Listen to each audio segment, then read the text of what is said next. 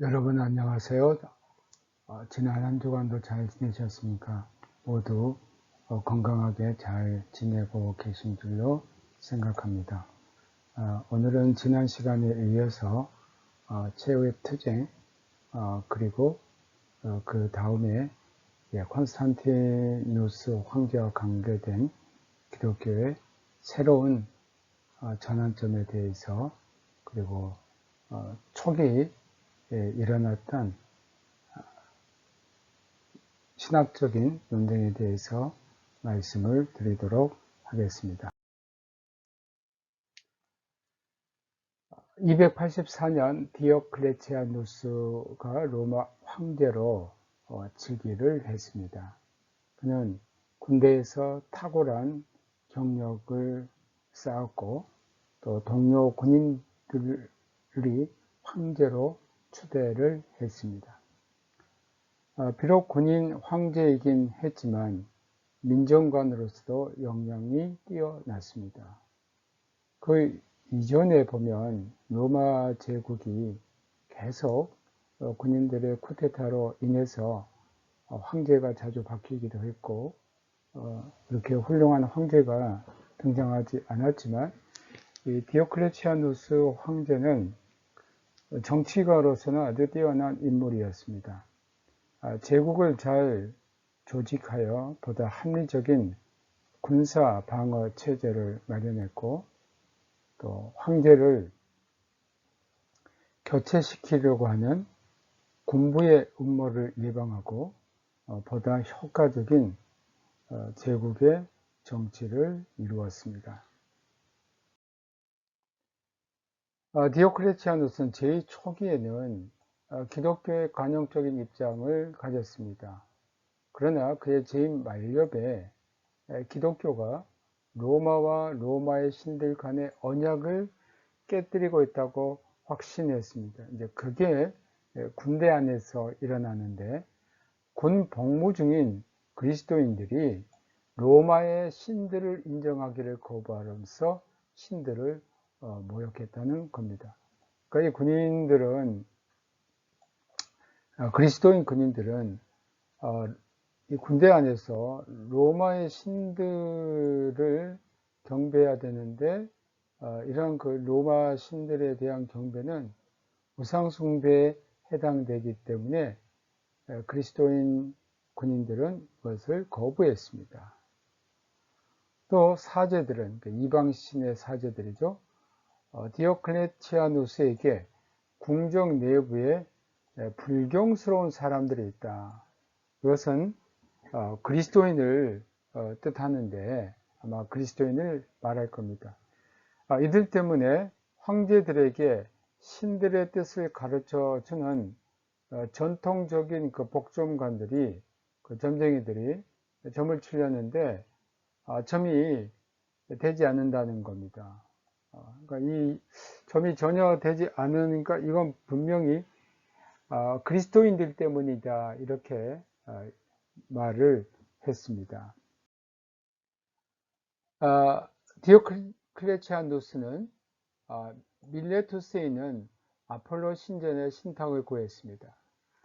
대답은 그리스도인들에게 호의적이지 못했고 이로써 기독교를 박해하는 일련의 조처들을 취하기 시작했습니다. 먼저 군부와 황실에 종사하는 기독교인들을 제거하려는 조치를 취했습니다. 당시에는 황실에도 기독교인들이 상당히 있었고요. 또 이들은 제국의 상당히 높은 자리에 차지하고 있었습니다. 303년 2월부터 세 차례에 걸친 박해 교실을 연달아 공포했고 그 내용을 보면 교회 건물을 파괴하고 성서를 몰수하고 또 성직자를 체포하고 고문에 의해서 자신들의 종교를 강요하라는 것이 명령되었습니다. 그리고 304년 모든 기독교인들에게 이방신 제사에 참여할 것을 요구하는 4차 칙령이 발표됐습니다. 여기에서 이제 기독교인들이 이방신 제사에 참여하는 것을 거부함으로써 순교자가 생기고 또 한편으로는 또 배교자가 생겼습니다. 그러나 일반 대중의 반응은 이전 박해에 비해 훨씬 덜 적대적이었습니다. 이 말은 대중들은 과거에 보면 로마 제국 당국이 기독교인들을 박해할 때 그들은 그것을 찬성했고 또 옹호했지만 이제는 그렇지 않았다는 겁니다. 그러니까 이 말은 뭐냐면 기독교가 제국 내에 상당한 세력을 떨치고 있었고 또 기독교에 대해서 긍정적인 생각을 하는 국민들이 그만큼 과거보다 많아졌다는 뜻입니다. 디오크레티아누스의 자발적 은퇴와 공동 황제인 막시미아누스의 강제적 퇴위가 305년에 있게 되고 유일한 존재의 강력한 통제가 사라지는 결과를 초래했습니다. 그리하여 콘스탄티우스 1세와 갈레리우스가 아우구스투스의 위에 오르게 됩니다. 그러나 서방에서는 박해가 실제로는 종식이 됐습니다. 이 서방을 다스리는 사람이 바로 콘스탄티우스 1세였습니다. 그러나 동방에서는 한층 더 가혹하게 박해가 지속됐습니다. 콘스탄티우스 1세는 306년에 사망했고 요코의 수비대는 그의 아들 콘스탄티누스를 황제로 추대했습니다. 콘스탄티우스는 사실 이제 서방의 그 황제였고 동방에서는 갈레리우스가 황제였습니다. 이 군대의 지원을 힘입어 콘스탄티누스는 갈레리우스로부터 카이사리의 권을 승인받습니다. 고을, 또 스페인, 브리튼 지역을 통치했고 곧이어 막시미아누스의 아들 막센티우스가 세베루스를 물리치고 이탈리아와 북아프리카의 통치자가 됩니다. 그래서 서방에서는 이제 콘스탄티누스, 고을, 스페인, 브리튼 지역을 통치하는 콘스탄티누스와 또 이탈리아와 북아프리카를 통치하는 막센티우스가 있게 됩니다. 4세기 첫 10년이 끝날 무렵 서로마 제국은 콘스탄티누스와 막센티우스의 양분이 됐습니다. 그러니까 이제 서방에 사실은 두 명의 통치자가 등장하게 됩니다. 이 경쟁의 결과에 의해서 서방 전 지역의 군주가 결정되는 겁니다. 서방 지배권을, 그러니까 이 두 사람 가운데 이제 한 사람이 실질적으로 서방 전체를 다스리는 패권을 쥐게 됩니다. 서방 지배권을 둘러싼 일대 결전이 오기 전 가네리우스는 콘스탄티누스와 리키니우스와 협의를 합니다. 이 리키니우스는 이제 동방에서 통치한 사람이었고요. 311년 4월에 이들이 협의한 건데 국가기강에 어긋나는 일이 행해지지 않을 것을 조건으로 기독교인들에게 관용을 베푼다는 교서를 발표합니다. 311년 갈레리우스가 사망하고 이로 인해 제를 둘러싼 4명의 각축전이 로마 제국에서 일어납니다. 자, 동로마 제국에서는 헬레스폰트의 북쪽 영쪽을 관할했던 리키니우스가 소아시아와 시리아, 팔레스타인, 그리고 이집트를 차지하고 있었던 막시미누스 다이아와 대결했습니다. 동방에서는 리키니우스와 막시미누스 다이아, 서방에서는 콘스탄티누스와 막센티우스, 이제 4명의 통치자들이 서로 자신들이 대결해서 결국 제국을 누가 전 통치권을 갖느냐는 이제 결전을 벌이게 되는 그런 상황에 있습니다. 다이아는 갈레리우스가 죽은 지 얼마 지나지 않아 기독교에 대한 박해를 제기합니다. 그리고 콘스탄티누스와 리키니우스 간의 협정에 맞서 서로마의 막센티우스와 동맹을 맺습니다. 그러니까 동방의 그 통치자들인 리키니우스와 다이아가 있는데, 리키니우스는 서방의 통치자인 콘스탄티누스와 협정을 맺고, 또 막시미누스 다이아는 서방의 통치자인 로마의 통치자 막센티우스와 동맹을 맺게 됩니다. 막센티우스는 기독교의 박해자는 아니지만 철저한 이교 옹호자였습니다. 313년 리키니우스는 헤라클레아 폰티카 부근에서 막시미누스를 무찌르고 제국의 동쪽 지역을 장악합니다. 이제 제국의 동쪽 지역은 리키니우스 손에 들어갑니다.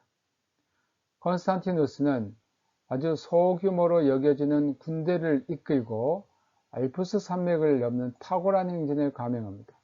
그러니까 요코스에서 브리타니아에서 이제 스페인으로, 스페인에서 프랑스로, 프랑스에서 이제 알프스를 넘는 그런 탁월한 행진을 감행하는데, 그의 군대는 사실 소규모였습니다. 이탈리아 북부에서 벌어진 여러 번의 전투에서 막센티우스 부대를 이깁니다. 콘스탄티누스는 모든 위험을 감수하며 막센티우스와 대결하기 위하여 남쪽으로 계속 행군했고, 막센티우스는 우세한 병력을 보유하고도 로마시의 성벽 뒤로 물러섰습니다. 막센티우스는 그 지방 주민들에게 인기가 없었기 때문에 로마에서 소요가 발생했고, 막센티우스는 부대를 로마시 밖으로 이끌어내어서 티베르 강을 가로지르고 있는 물비안 다리를 사이에 두고 콘스탄티누스 군대와 대결을 했습니다. 이게 정말 중요한 대결이었습니다. 여기서 이제 서방의 통치자가 누구냐가 결정이 되는 매우 중요한 전투입니다. 전설입니다만 전쟁 전날 밤 콘스탄티누스는 꿈속에서 그리스도의 이름에서 따온 이니셜을 보는 한편 이 상징을 사용하면 내가 이길이라는 말을 들었습니다. 이를 하나의 신탁으로 여겨 그의 헬멧과 그의 병사들의 방패에 크리스투스라는 그 그리스어로 우리가 크리스토스 하면 이렇게 쓰게 되죠.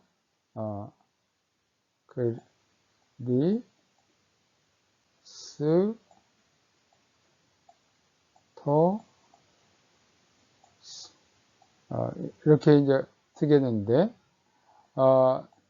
이 첫 자와 두 번째 자, 그러니까 첫 자는 시고, 그 다음에 두 번째 자, 로.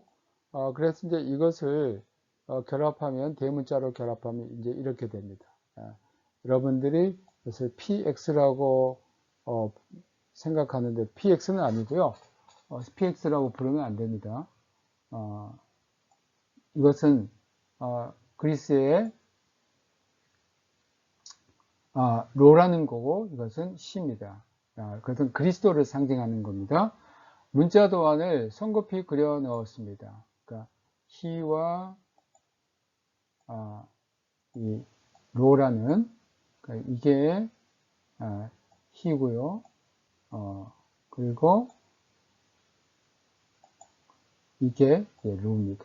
그러니까 여러분이 PX처럼 보이지만 이제 이것은 시로라고 합니다. 이렇게 함으로 어떤 의미에서 기독교도로서 이 전투에 참여했습니다.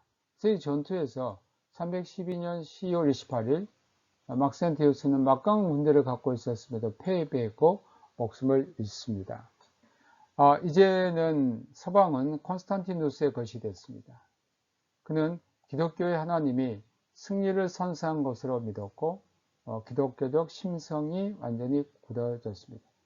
이때부터 실제적인 면에서 그는 완전한 기독교인이 됐다라고 할 수 있습니다. 313년 초 콘스탄티누스와 리키니우스는 밀라노에서 만나, 동방의 황제죠. 밀라노에서 만나 기독교의 완전한 자유를 허용하는 어떤 상호협정에 도달했던 것 같습니다. 이것은 일반적으로 밀라노 칙령이라고 알려져 있습니다. 그러나 이 칙령의 실제 발포에 대해서는 사실 증거가 없습니다. 사람들이 밀라노 칙령이라고 하지만 사실 이 칙령에 대한 그 문서가 없다는 겁니다. 새로운 정책은 311년 교수와는 달리 단순한 기독교에 대한 관용책이 아니었습니다. 그러나 동시에 기독교를 국교로 하는 것도 아닙니다.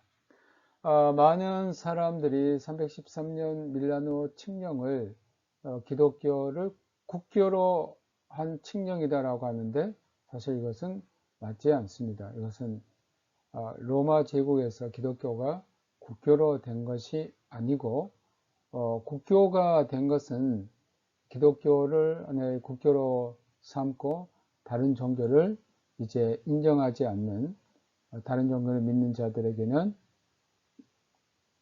형벌이 가해지는 그런 기독교가 로마 제국 국교로 된 것은 테오도시우스 황제 380년에 이루어집니다. 이 밀라노 칙령은 양심의 절대적 자유를 선포하고 기독교의 로마 제국의 다른 모든 종교와 동등한 법적 권리를 부여한 겁니다. 이것을 리치타 렐리기오라고 합니다. 법적인 허가를 받은 법적인 어떤 권리를 인정받는 종교가 된 겁니다. 그래야 최근 박해에서 몰수된 교회 재산을 모두 돌려줄 것을 명했습니다. 동방의 리키니우스는 박해자는 아니었으나 이교주의를 충실히 따랐던 인물입니다. 그리고 교회에 특권을 기꺼이 부여하려고도 하지 않았습니다. 313년 해압 이래 10년 동안 그와 콘스탄티누스 사이의 긴장이 점점 고조됐습니다. 왜냐하면 리키니우스가 교회의 공적인 생활에 심한 제한을 가했습니다. 콘스탄티누스는 단순히 정치적 온정이라는 의미뿐 아니라 기독교 신앙의 보호자로서 324년 리키니우스의 영토를 침공할 구실을 찾게 됩니다. 두 차례 전투에서 패한 리키니우스는 데살로니가로 은퇴를 했고 결국 사형에 처해집니다. 콘스탄티누스는 이제 로마 제국의 유일한, 그러니까 동방과 서방의 유일한 통치자로서 이제는 교회에 대한 어떤 박해도 없었습니다. 그러나 교회는 적으로부터 과거의 적이었죠. 맹렬하게 핍박했던 그 로마 제국으로부터 자유를 얻은 동시 또 로마 제국의 억자를 차지하는 사람이어서 로마 제국 황제에 의해서 전반적인 통제를 받게 되는 게 이제 시작이 됩니다. 이때부터 국가와 교회의 숙명적인 연합이 시작이 됩니다. 이제 세 번째 단원으로 제국 국교에 대해서 우리가 살펴보겠습니다. 첫 번째, 변화된 상황입니다. 콘스탄티누스에게 승리를 안겨준 것은 기독교 하나님, 또 콘스탄티누스의 승리 이후 제국의 안녕과 성공적 통치를 유일하게 보장해 줄 수 있는 예배를 한 분 하나님께 드리기 위해서 의존한 것은 바로 교회였습니다.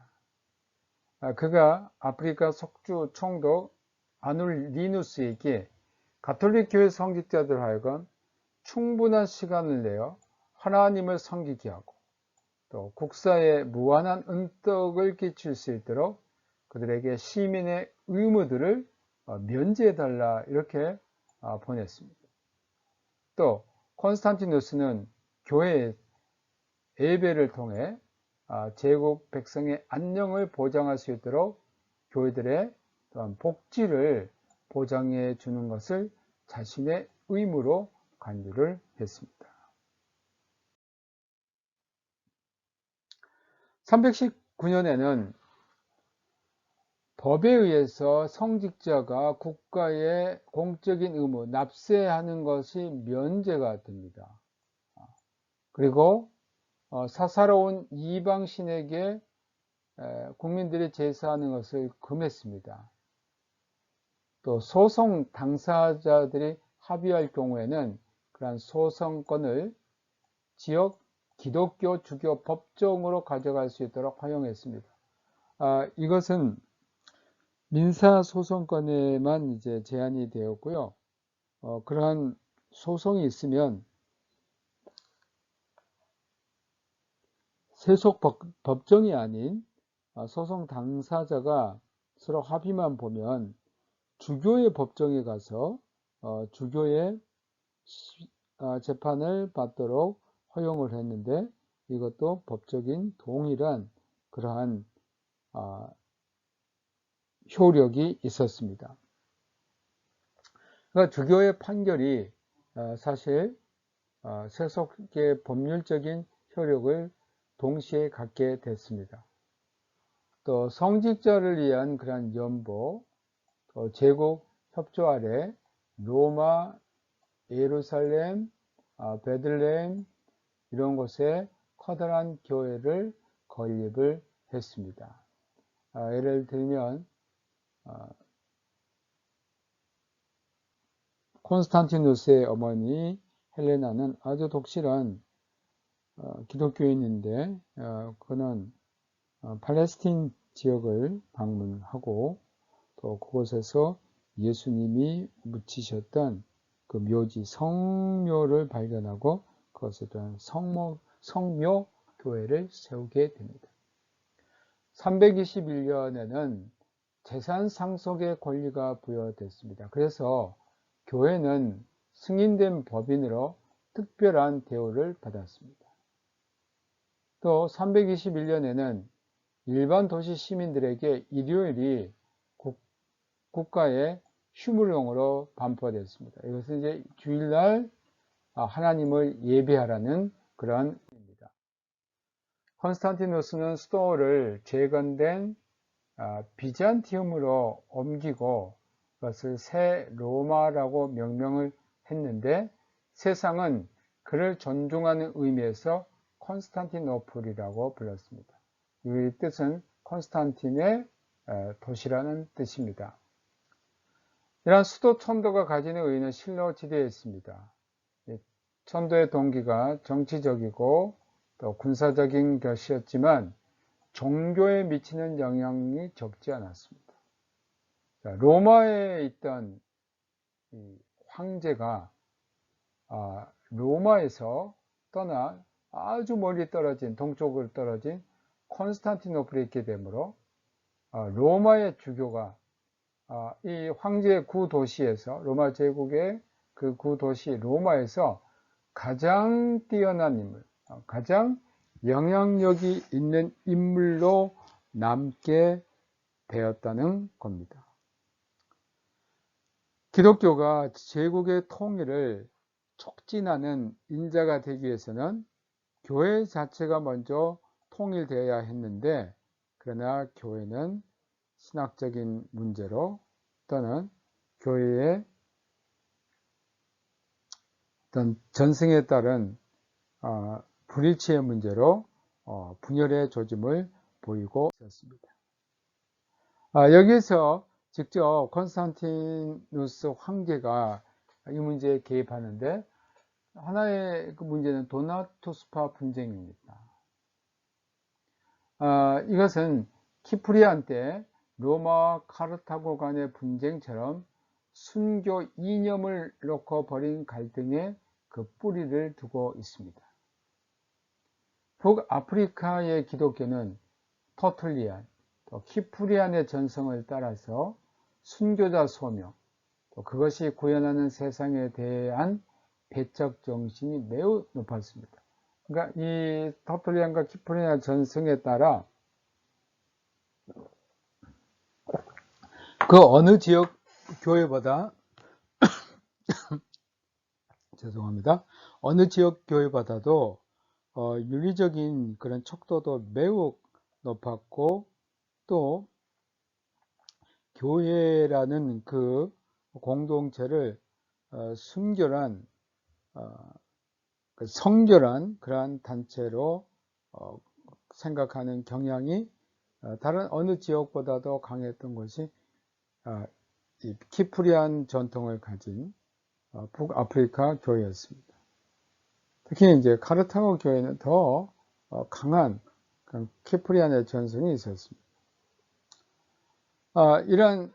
특히 이제 키프리안을 지지하는 사람들은 배교나 그 외의 대제 때문에 직무를 수행할 자격이 없는 주교를 둔 교회는 성령이 임할 수 없다는 키프리안의 가르침을 진리로 확신을 했습니다.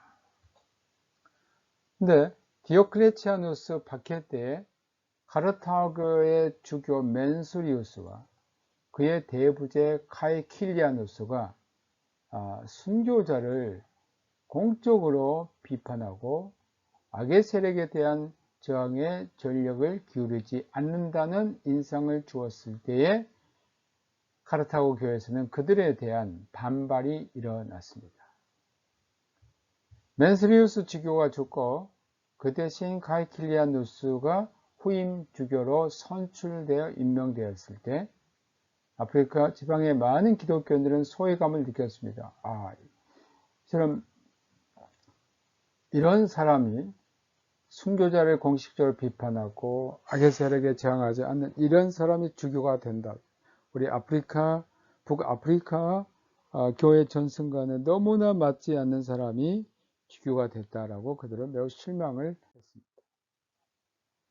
이런 소외감은 카이킬리아누스를 임명한 주교들 가운데 한 사람이 배교자였다는, 그 배경이가 뭐냐면 성경을 세속 권력자들에게 책은 박해 중에 넘겨주었다는 이러한 주장이 호소력 있게 대두되었을 때 분열로 발전이 됩니다. 그래서 이들은 배교한 주교가 안수한 카이킬리아누스의 임명은 무효다. 배교한 주교에 의해서 임명한 주교는 그는 주교가 아니다라는 겁니다. 콘스탄티누스가 무대에 등장할 무렵 아프리카 교회는 이미 분열이 되었습니다. 가톨릭이라 불리던 그러한 집단은 카이킬리아누스가 이끌었고 그의 경쟁자는 순교자들의 교회를 이끈 도나투스라는 카리스마적인 인물이었습니다. 콘스탄티누스가 카이킬리아누스 집단을 아프리카의 정통 기독교로 인정을 했을 때 도나투스 주의자들은 자신들만이 합법적 교회라고 주장하면서 정식 재판을 요청했습니다. 이로써 황제가 교회의 내부 문제에 휘말려 들게 됩니다. 그래서 콘스탄티누스는 도나투스 주의권을 2차례에 걸친 주교들의 공의에 넘겼습니다. 314년 아를리에서 열린 공의에서 도나투스 주의자들의 주장이 정죄가 됩니다. 콘스탄티누스는 잠시 무력으로 도나투스 주의자들을 진압해 보려고 하다가 포기를 합니다. 이제 도나투스 주의자들에게 가톨릭에 들어오지 않으면 이것을 무력으로 다스리고 했지만 이것은 결국 이루지 못했습니다. 분쟁은 지속되었고 도나투스주의 진영은 스스로를 유일하고 참된 교회라고 주장하고 실제에 권위 있는 아프리카 기독교의 전통적인 정신을 상당히 구현하면서 아프리카에서 번성을 했습니다. 이 도나투스파 교회는 언제 자체를 감추냐면 7세기에 모하마드가 등장해서 그곳에 북아프리카 지역에 침입하여 이슬람교가 그곳에 들어왔을 때 그때서야 도나투스파가 사라지게 됩니다. 그만큼 오랫동안 북아프리카에 영향을 끼쳤던 것이 바로 도나투스파입니다. 다음으로 우리가 배우고자 하는 것은 아리우스 논쟁, 신학적인 논쟁인데 아리우스 논쟁부터 콘스탄티누스 죽음까지입니다. 324년 콘스탄티누스가 리키니우스를 물리치고 제국의 동쪽 절반을 장악하게 됐을 때 한 논쟁이 이 리키니우스의 옛 영토 전역을 불멸시키며 맹렬히 번졌습니다. 이번에 쟁점은 신학적인 논쟁입니다. 그 초점이 뭐냐면 로고스 신학에 관련되어 있습니다. 그것은 하나님의 아들의 본성 또는 그 지위 또 그 하나님의 아들이 성부 또 피조물들과 맺고 있는 관계에 대한 문제에 맞춰져 있었습니다. 쉽게 말하면 예수 그리스도가 누구인가, 그가 정말 신인가 아니면 아들인가, 그는 피조물인가 아니면 원래부터 계신 분인가, 이 문제였습니다. 이 아리우스 논쟁은 아마 318년 알렉산드리아에서 시작이 됐습니다. 아리우스 논쟁의 중심 원인은 오리겐 사상에 대한 다양한 해석에 있었습니다. 알렉산드리아 교회 장로인 아리우스는 로고스가 하나님과 동질의 존재가 아니다라고 했습니다. 그것은 다른 피조물과 다를 게 없다는 겁니다. 즉 로고스는 무에서 만들어진 존재라는 것. 그래서 성자 예수 그리스도는 그 시점이 있다는 겁니다. 그러나 성자와는 달리 성부는 시작이 없다고 가르쳤습니다. 이렇게 아리우스가 주장을 하자 알렉산드리아의 감독인 알렉산더는 아리우스와 다른 교사 간의 논쟁에서 제기된 이 견해를 듣고 아리우스 견해가 그릇됐다, 더 이상 그 견해를 제기해서 안 된다고 판결을 했습니다. 320년 혹은 321년 알렉산드리아의 공의회에서 아리우스는 몇 명의 친구들과 함께 정죄가 됐고, 이렇게 이제 정죄를 받자 그가 어디에 피신하냐면 니코메디아의 감독인 유세비우스에게 피신을 했습니다. 아리우스와 유세비우스는 편지를 통해서 알렉산더에게 아리우스를 복권시키도록 압력을 가했습니다. 알렉산더도 편지를 통해서 아리우스가 로고스의 신성을 부인한 것은 신성 모독이라고 주장을 했습니다. 알렉산더는 성자가 시간과는 무관하게 영원히 발생하며, 그러니까 성부와 같이 영원에서 발생하는 신이라는 겁니다. 또 무존재에서부터, 무에서라기보다는 하나님께로부터 직접 오며 불변하다라고 또 완전하다고 주장했습니다. 이에 대해서 아리우스주의자들은 알렉산더가 두 명의 동등한 하나님, 두 명의 독생자를 가르치고 있다고 비판을 했습니다. 이 논쟁이 시작되면서 중심 쟁점은 바로 로고스에 대한 문제였습니다.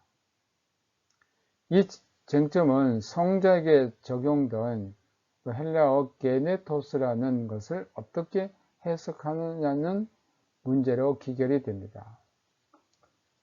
그리스 철학 용어에서 전통적으로 나음을 이분으로 해석된 이 게네토스라는 단어는 포괄적이고 모호한 뜻을 가졌습니다.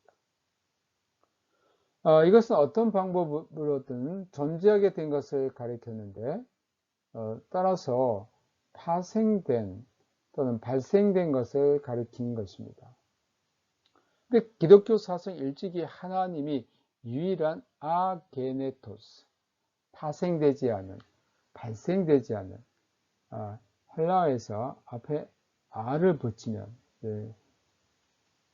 그러니까 알파를 붙이면 반대의 뜻을 갖게 됩니다. 아게네토스가 파생되지 않은, 발생하지 않은, 즉 독특하고 절대적인 제 원리라는 주장으로 본래의 유일신론관을 표현하도록 되었습니다.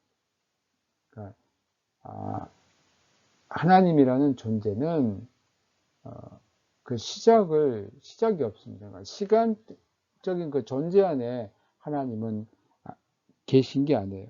하나님은 그 시간을 넘어서 영원 전부터 계시고 그 시작이 없고 그 영원 안에서 있기 때문에 인간의 어떤 시간 또 창조에 나타나는 그 시간의 창조 그 이전에 이미 하나님이 계시고 또 그 하나님과 더불어 성부 성자가 존재한다라는 게 이제 기독교 사상입니다.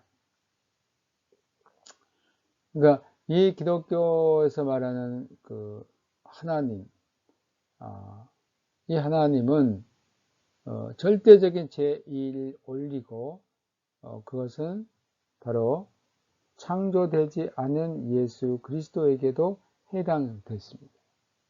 하나님과 대조할 때 존재하는 다른 모든 것들, 그 로고스를 포함해서 이것은 발생된 것으로 묘사를 했습니다. 그래서 이제 이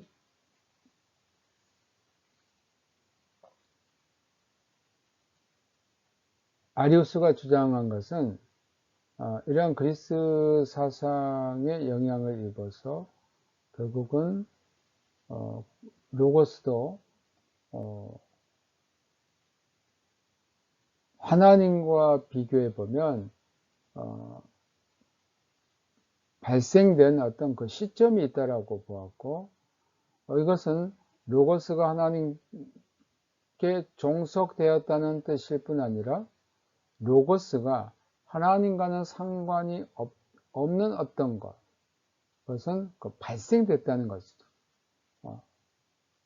이것을 피조물들과 공유한다는 뜻으로 해석했습니다. 그리스 신학의 전승도 로고스, 성자가 발생한 방법을 피조물들, 즉 인간 영혼이나 육체 같은 이 발생한 방법과 구분을 했습니다. 그러니까 그리스도의 그 발생은 인간 영혼이나 육체 같은 발생의 방법이 아니다, 다른 거다라고 그리스 신학의 전승도 가르쳤습니다. 피조물들은 무전제로부터 존재하게 된 반면, 그러니까 하나님은 어디서 나느냐? 성자는 어디서 시작됐느냐? 하나님께로부터 태어났고라고 했습니다. 발생된 것이 아니고 성자는 하나님으로부터 태어났고 2차적이 돼 사실상 신이다라고 했습니다. 그러므로 그리스 신학의 전승이 직시한 것은 신적인 위격이 위계 질서 안에서 복수로 존재한다는 겁니다. 그러니까 원래 하나님이 계시고 그곳에서 이제 어떤 이계 질서에 따라서 이 하나님에게서 성자가 태어나는 복수적인 어떤 신적 위격이 존재하는 것이죠. 하나님이라는 존재가 있고 그 안에서 아들이 나왔으니까 이것은 어떤 신적 인격이 아버지 인격, 아들의 인격 이렇게 복수로 존재한다라고 이해를 했습니다. 이 전승에 따르면 먼저 영원하고 불변하시는 제1원리인 하나님이 계셨고 그분은 아들이자 형상인 로고스를 존재케 하셨고 로고스를 통해서 무존재로부터 피조물의 세계를 불러내신다고 했습니다. 근데 아리우스는 이 전승을 긍정도한 동시에 반박을 했습니다. 그는 로고스가 하나님과 세계 사이에 존재한다는, 사이에 중재한다는 위계 사상을 유지했으나 동시에 발생하지 않는 존재와 발생한 존재들, 즉 하나님과 피조물 사이는 중간 존재에 해당하는 용어가 있을 수 없다고 주장을 했습니다. 그러니까 이 신적인 존재는 이렇게 존재하는 거고 이제 신적인 존재가 이제 피조물을 만들게 되는데 이 신적인 존재와 피조물을 이어주는 어떤 그 신적인 존재, 이 중간 존재는 있을 수 없다라고 생각했습니다.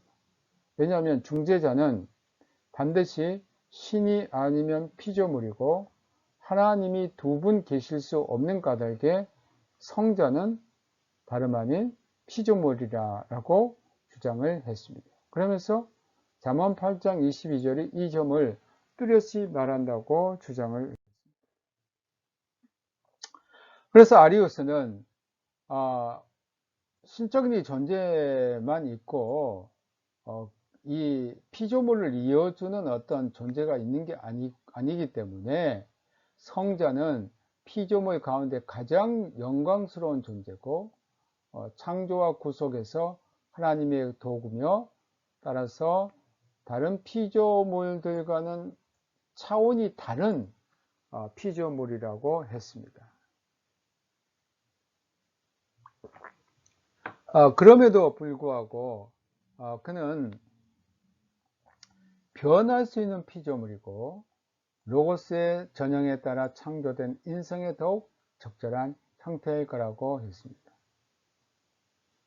그러니까 쉽게 말하면 아리우스는 예수 그리스도는 하나님과 동일한 본질을 지닌 하나님에게서 태어난 낳은 아들이 아니고 하나님이 세상 창조 이전에 맨 먼저 지은 그러한 피조물이다, 이렇게 보았습니다. 왜냐하면 신적인 존재는 하나일 뿐이고 그 외에는 다 피조물이라는 겁니다. 그와는 대조적으로 로고스의 신성, 하나님과 동일함을 강조하는 사람들의 입장은 두 가지 불가능한 추정들 가운데 한 가지를 포함하는 듯 했습니다. 그 두 가지 추정은 두 명의 동일한 하나님이 존재하거나 아니면 단일 신론자들이 가르치듯 성부와 성자 간에는 실제 차이가 없다는 겁니다. 자, 이제 아리우스에 대한 생각에 대해서 추정합니다. 하나는 그러면 하나님이 두 분이 존재하겠다. 즉 아버지도 하나님이고 아들도 하나님. 아니면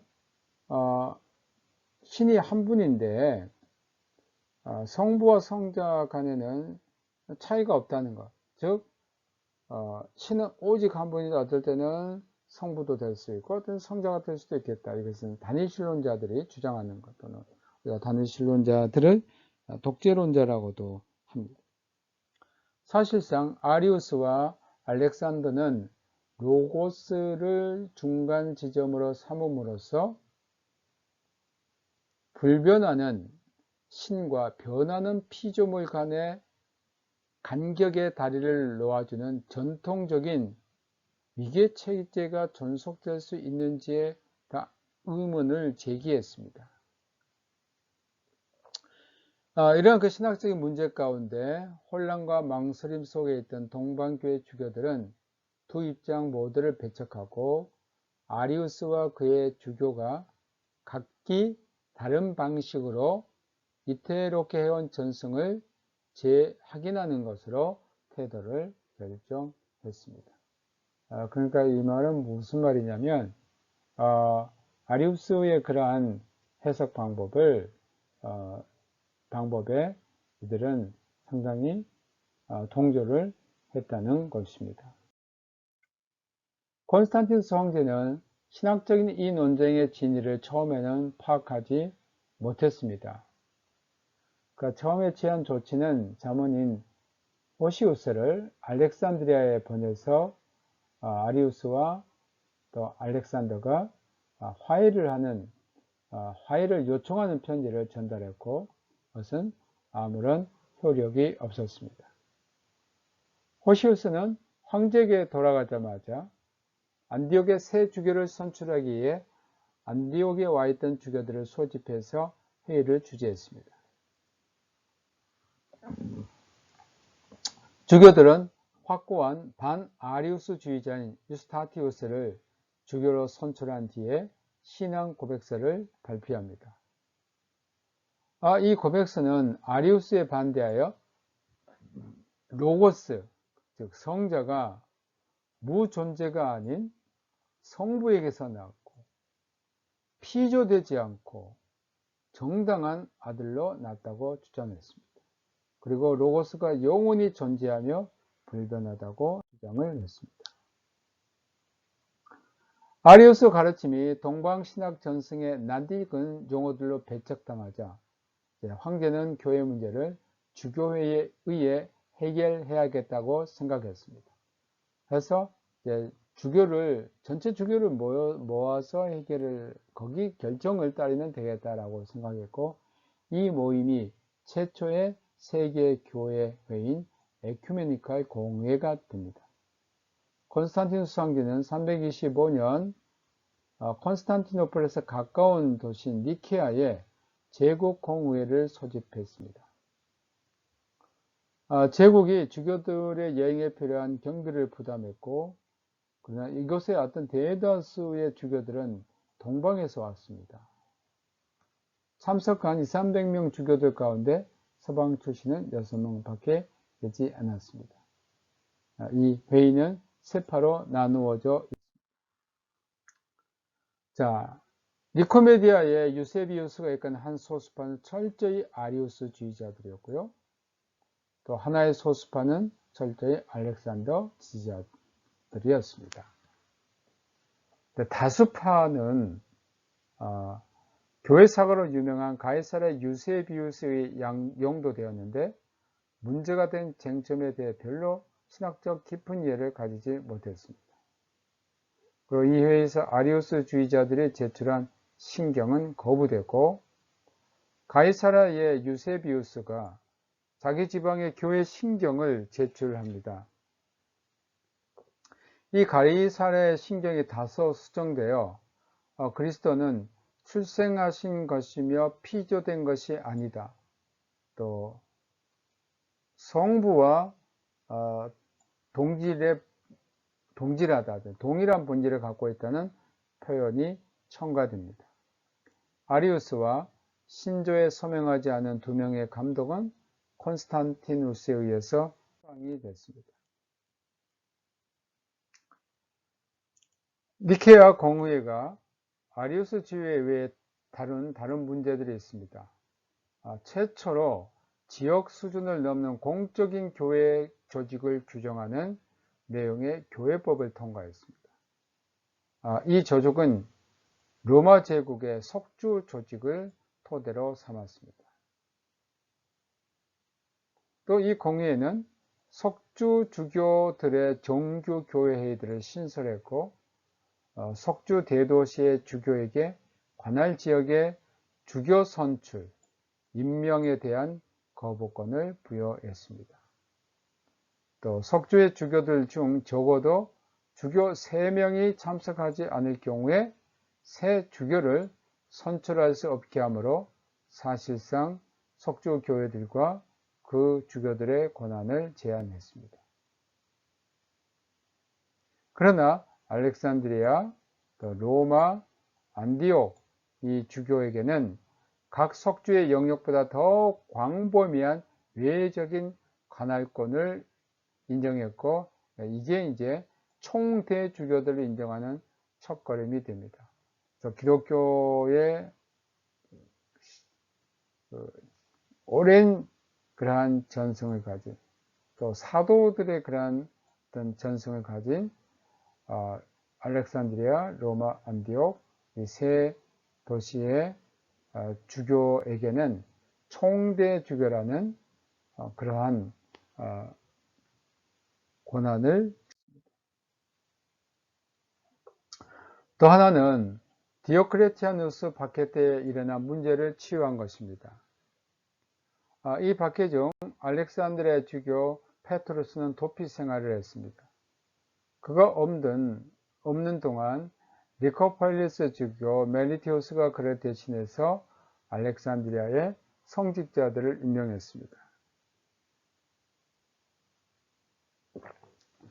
이 행위에 대해서 원래 알렉산드리아 주교인 페트루스는 멜리티우스를 파문하고 분리교회들을 조직했습니다.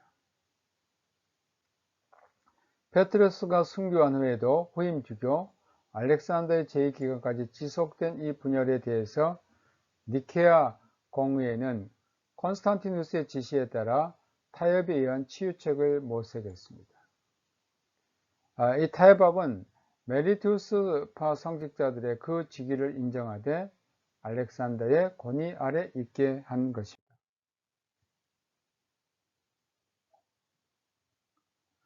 니케아 공의회 법령들에는 평화와 화해를 바라던 콘스탄티누스의 열망이 잘 담겨져 있습니다.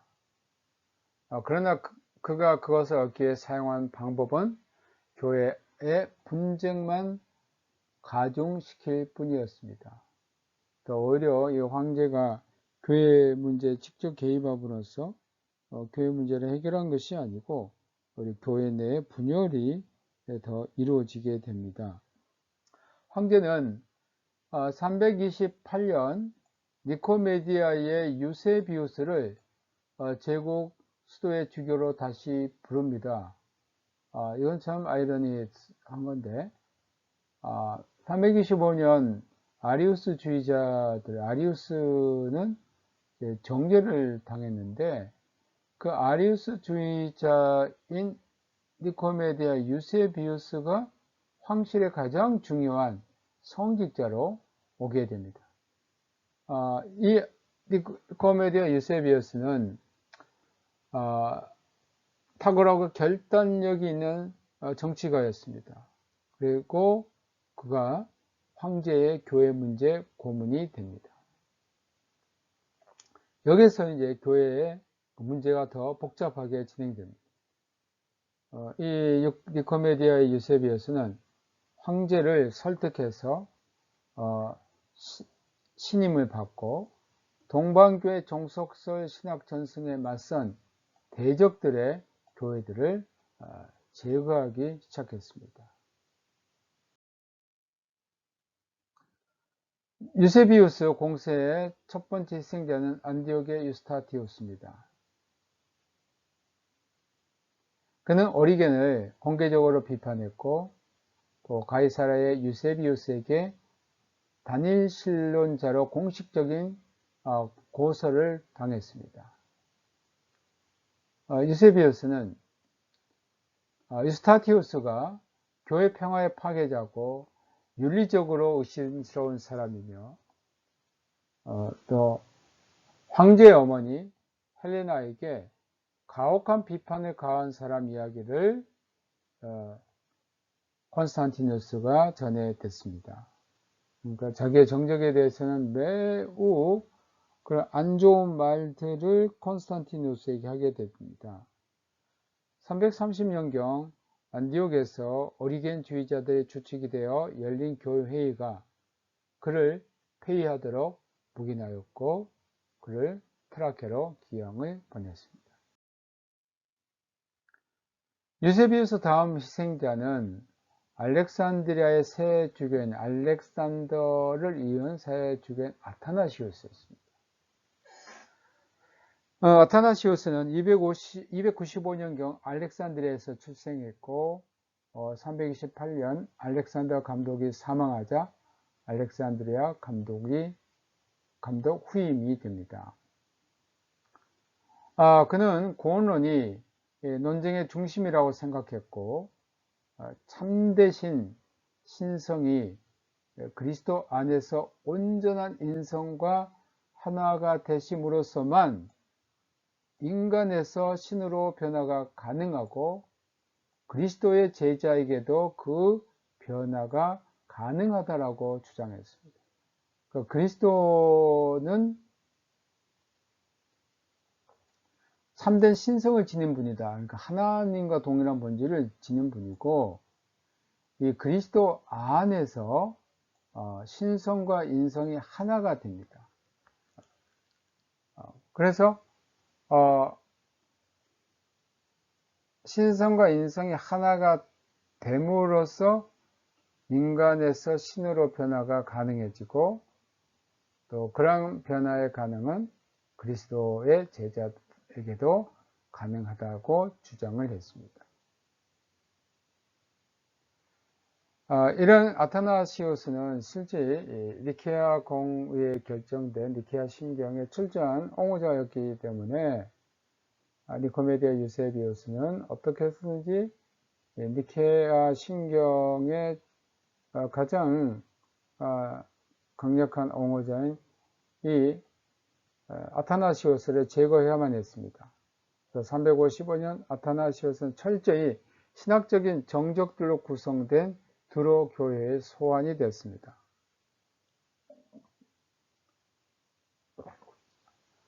그는 아르세니우스라는 멜리투스파 주교에 대해 살해를 음모했다는 제목으로 고소됐습니다. 이것은 완전히 조작이었습니다. 이 고소 내용은 거짓이었지만 아타나시우스는 아르세니우스를 폐위했을 뿐이었는데 살해를 했다, 음모를 했다라는 조작을 해서 결국 알렉산더의 후임자로서는 그러한 교회에서 정의를 기대할 수가 없었습니다. 아타나시우스는 콘스탄티노플로 가서 직접 황제를 만나 호소하기에 두로를 몰래 빠져나왔습니다. 그러나 황제에 대한 호소도 아무런 성과가 없었습니다.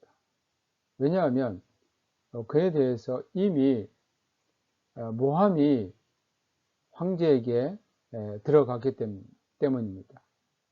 니코메디아 유세비우스와 그의 동료들은 아타나시우스가 수도에 대한 이집트 곡물 공급을 중단하겠다고 이협했다는 말로 황제를 설득했습니다. 이것은 정말 국가 반역에 해당되는 내용인데요. 그 당시 이집트는 로마 제국에서 곡물 창고였습니다.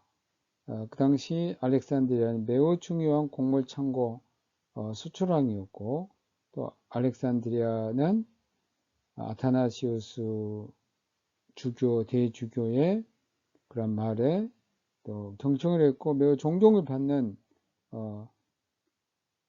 감독이었습니다.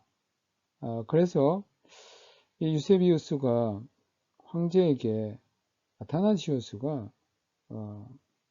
이러한 자기에 대한 판단, 재판에 적의를 품고 이집트의 곡물이 콘스탄티노플로 수출되는 것을 다 막아버렸다고 거짓말로 황제를 설득을 했던 겁니다. 그래서 황제는 아타나시우스의 면담 요청에도 응하지 않았던 겁니다. 결국 조사해보지도 않은 채 그대로 받아들인 콘스탄티누스 황제는 아타나시우스를 독일의 트리오로 귀양을 보냈습니다.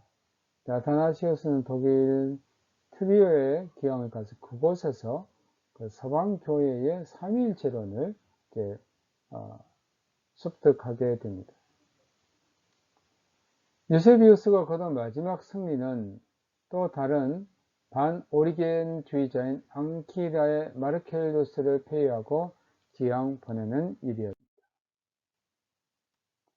콘스탄티누스는 337년 5월 22일 사망을 했고 죽기 직전 그는 니코메디아의 유세비우스 감독으로부터 세례를 받았습니다. 이때까지 니케아의 대적들과 정속설 옹호자들이 승리를 거두었습니다. 아리우스주의는 어떠한 공식적 형태든 니케아 공의회에 배제되었으나 그 뒤 아리우스주의 반대자들은 줄곧 패배를 겪었습니다. 왜냐하면 니코메디아 유세비우스가 그만큼 황제의 고문관이 돼가지고 자기의 신학적인 정적들을 제거하고 그러한 신학적 입장에 있는 사람들을 철저히 배제했기 때문입니다. 그리고 이 아리우스주의의 신학이 이 니코메디아 유세비우스 또 콘스탄티누스가 황제로 했을 때는 매우 우세한 그런 자리를 차지하고 있었습니다. 여기까지 우리가 마치겠고요. 그 다음에 이제 콘스탄티누스가 죽고 난 다음에 그의 아들들에 의해서 이제 아들들과 그 교회의 관계가 어떻게 진행되는지를 우리가 배우도록 하겠습니다. 여러분 수고 많으셨고요. 우리가 대면 수업할 때까지 모두 건강하게 잘 지내시기를 바랍니다. 안녕히 계십시오.